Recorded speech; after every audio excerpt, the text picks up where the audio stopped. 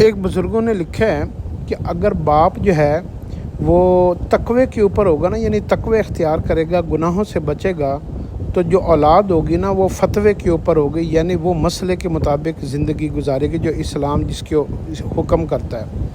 اگر باپ تقوی کے اوپر ہوگا تو اولاد فتوے کے اوپر ہوگی۔ اگر باپ تقوی چھوڑ دے، فتوے کے اوپر ہوگا، ہر بات میں مولوی صاحب سے کوئی نہ کوئی حل ڈھونڈ کے لے کے آئے گا بات کا۔ اگر باپ فتوے کے اوپر ہوگا تو اولاد جو ہے نا وہ گناہ کے اوپر ہوگی، یعنی ان سے کوئی نہ کوئی گناہ ہوتا رہے گا۔ اگر باپ گناہ گار ہوگا تو اولاد جو ہے نا وہ کفر پہ چلی جائے گی، یعنی اولاد اسلام ہی چھوڑ دے گی۔ ایک لڑی کے بعد جو دوسری لڑی ہوتی ہے نا، ان کے اندر ایجوکیشن ہو یا ان کے اندر دین اسلام کا تقوی ہو، اس میں ایک درجہ کم ہو جاتا ہے، یہ یاد رکھیے گا۔ ایسے ہی جو ہے نا یہ ہمارے جو گھروں کے اندر یہ جو ہمارے رویے ہیں نا، اگر جو بیوی کا رویہ ہوتا ہے نا، بیوی جتنی دیندار ہوگی نا، نیک ہوگی، صالح ہوگی، تو خامد کو جو ہے نا، خامد اگر گناہ گار ہوگا نا تو خامد گناہ گاروں سے ایک درجہ وہ کم اپنے گناہوں کو چھوڑنا شروع کر دے گا۔ اس کے اوپر بیوی کا ایک غیر محسوس طریقے سے نیکی کے اثرات ہوں گے، اور اس کو شرم آئے گی کہ وہ اپنے گھر کے اندر وہ برائی والا ماحول رکھے جو اس کی بیوی جو ہے نا گھر میں نیکی کرتے اور وہ گھر میں برائی کا ماحول رکھے۔ تو اگر بیوی جو ہے نا نیکی کے اوپر نہیں ہوگی، مصلح کے اوپر نہیں ہوگی، پردے اور حیا میں نہیں ہوگی، شرم اور غیرت کے اندر نہیں ہوگی، دین اسلام کے دائرے کے اندر نہیں ہوگی، تو مرد کو ایک جرت مل جاتی ہے گناہوں کے اوپر۔ مرد کہتا ہے مجھے تو کوئی پوچھنے والا ہی نہیں، ماں باپ سے وہ پہلے ہی علیحدہ رہتا ہے۔ اب بیوی بھی اس کی جو ہے نا وہ دنیا دار اس کو مل گئی، بے شرم مل گئی، اور اس نے بھی پردہ اتار دیا، حیا اتار دیا، اس نے بھی جو ہے نا دینداری چھوڑ دی، نہ نماز کا پتہ، نہ قرآن کا پتہ، نہ جو ہے نا شرم و حیا کا پتہ۔ تو مرد جو ہے نا وہ تو پہلے ہی جو ہے نا ایک جانور کی طرح اس کو ہوتا ہے کہ وہ پہلے بے راہ روا ہوتا ہے، تو وہ اس کے گھر کا ماحول باقی کا ستیہ ناش ہو جاتا ہے۔ گھر کے ماحول کو بنانے میں اور بگاڑنے میں مرد کا تو جو ذمہ داری ہے سو ہے، لیکن ایک نیک عورت اپنے یعنی جیسے ایک مقدروں والی، اچھے مقدروں والی عورت جو ہوتی ہے وہ فقیر کو، خامد کو بھی بادشاہ بنا دیتی ہے نا، ایسے ہی ایک نیک عورت گناہ گار خامد کو بھی نیک بنا دیتی ہے۔ کیونکہ بیوی جو ہے نا اس کا جو ایٹیچیوڈ ہوتا ہے نا وہ خامد کو مسلسل دن میں کئی مرتبہ دیکھنا پڑتا ہے۔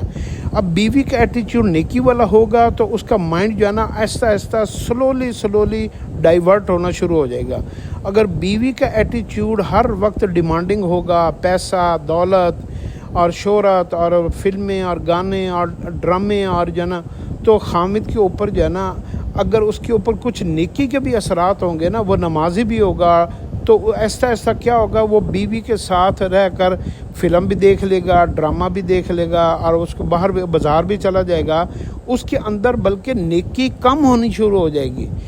اکثر 90% مرد جو ہے نا وہ بیویوں سے، عورتوں سے زیادہ متاثر ہوتے ہیں، اور گھر کا ماحول وہی بنتا ہے جو عورت بناتی ہے۔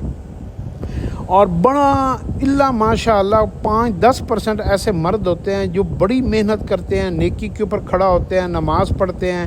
پھر وہ بیوی کو صحیح راست پر لانے میں کامیاب ہو جاتے ہیں۔ اگر بیوی جو ہے نا وہ نیکی کے اوپر نہیں ہے، مرد کے اندر وہ صلاحیت، وہ قوت، وہ طاقت، وہ روب ڈال لے گا، ڈانٹ لے گا، ڈپڑ لے گا، غصہ کر لے گا، اس سے چھپ کر پھر وہ بیوی کام کرے گی، بچے چھپ کر کام کریں گے، بچے تو یہ جو ہے نا بیوی کا نیک ہونا یہ ایک بڑی ہی خوش قسمتی کی بات ہے۔